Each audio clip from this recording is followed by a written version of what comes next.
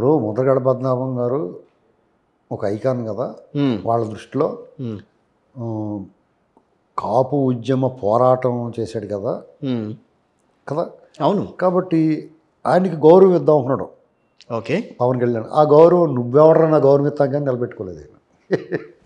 అర్థమైందా? అప్పుడు ఏం చేసాడు ఈయన?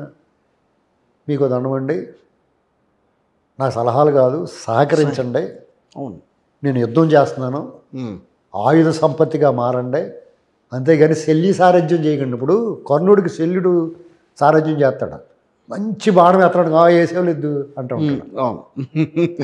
నీరు ఇప్పుడు వీరుడికి ఏమేమవుతాడండి? ఇప్పుడు మీరు మంచిగా పెర్ఫార్మెన్స్ చేస్తూ ఉంటారు, చెప్పారులేండి అనగా మీ బాస్ వచ్చి చేసేలా అలా అంటే మీకు ఎలా ఉంటుంది?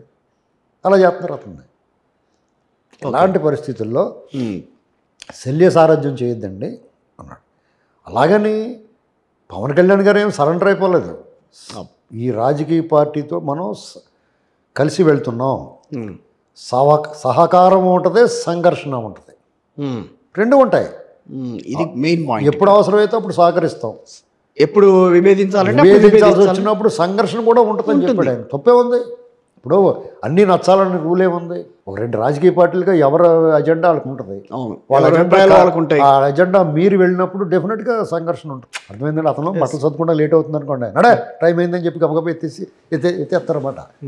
24 సీట్లు ఇచ్చి సర్ది చెప్పారు వాళ్ళకి, లేకపోతే ఇంకా రాబోయే రోజుల్లో మళ్ళీ సీట్లు ఇచ్చే అవకాశం ఉంటుంది. 24 సీట్లు 24 గెలుతారండి వాళ్ళు. నేను చెప్తున్నాను, రాసి పెట్టుకుని, మార్క్ మై వర్డ్స్. ఓకే. మీకు ఇది వరకు ఒకసారి కాంగ్రెస్ పిఠాపురం ఎవరికి ఇస్తారని వాళ్ళు ఎవరికైనా ఇచ్చుకునే ఉండాలి. ఆయన పోటీ చేస్తాడని ఆయన అంటున్నారు. ఇంకా టైం ఉంది. అవును, ఇంకో వారం రోజుల్లో మొత్తం అన్ని బొమ్మ వచ్చేది బయటికి. 118 సీట్లు అయితే బయటకు వచ్చినాయి. ఏవైనా 99 సీట్లు, 118 కాదండి, 99 సీట్లు ప్రకటించారు ఇద్దరు కలిపి. 99 టోటల్ 9. దానికోసం అంటే రేపు మొదటి లిస్టులో రాలేదని ఎవడో బెంగెట్టుకోకలేదు. టోటల్ 9 గురించి వాళ్ళు 99 చెప్పారు. రేపు నెక్స్ట్ రెండో విడతలో 36 చేయొచ్చు, టోటల్ 9. మళ్ళీ ఇంకో 36 రిలీజ్ చేయొచ్చు. ఈ లోపల సర్దుకుంటారన్నమాట. అటు ఇటు అసంతృప్తులు సహజంగా ఉంటుందండి. చాలా స్ట్రాటజిక్గా వెళ్తుంది టీడీపీ అని అనిపిస్తుంది ఇక్కడ. ఇప్పుడు మీరు ఒక సీట్ ఆశిస్తారు, అటు పని చేస్తారు. 4.5 ఏళ్ల పాటు టీడీపీ వాళ్ళు ఫైట్ చేశారు. అది జగన్మోహన్ రెడ్డి గారు రావటం టీడీపీ వాళ్ళు అందరినీ ఫుల్ కోటింగ్ ఇచ్చాడు. అందరికి ఒక రౌండ్ అందరిని వరుసగా పెట్టి, యమదొంగ సినిమాలో ఎన్టీఆర్ అలా కూర్చో వరుసగా నిలబెట్టి ఒక రౌండ్ వేస్తాడు కదా, అలాగే వీళ్ళందరికీ రౌండ్ వేసాడు కదా. అసలు మామూలుగా లేదు. తర్వాత కేసులు పెట్టాడు, అక్రమ కేసులు పెట్టాడు, అరెస్టులు, ఏదైనా నిరసన చెప్తే గొంతు నొక్కారు, ఇంట్లోంచి రానివ్వలేదు బయటికి, వాళ్ళని కొట్టి తిరిగి వాళ్ళ మీద కేసులు పెట్టారు, ఫ్లెక్సీలు చింపారు, రకరకాలు చేశారు.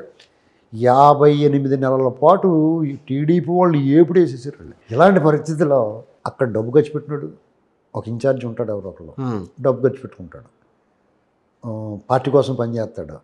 ఈసారి నెగ్గేయచ్చురా అనుకుంటాడు. ఎందుకు? జగన్మోహన్ రెడ్డి అవకతవకలో, ప్రజావేత్త నిర్ణయాలు, ఆ సన్నాసి ప్రభుత్వం ఎన్ని చూసిన తర్వాత మనం గ్యారెంటీ గెలుతాను బాబు అనుకుంటాడు. సీటు మనకు వస్తుంది, మనం కొట్టేయచ్చు అనుకుంటాడు. అలాంటప్పుడు మీరు ఉండలేదండి, అతను ఉంటాడండి అన్నారు ఇంకా డెఫినెట్గా కోపం వస్తుంది, బాధ వస్తుంది, ఆక్రోశం వస్తుంది, ఆవేశం వస్తుంది, నిరసన చెప్తారు, తిరుగుబాటు కూడా చేస్తారు.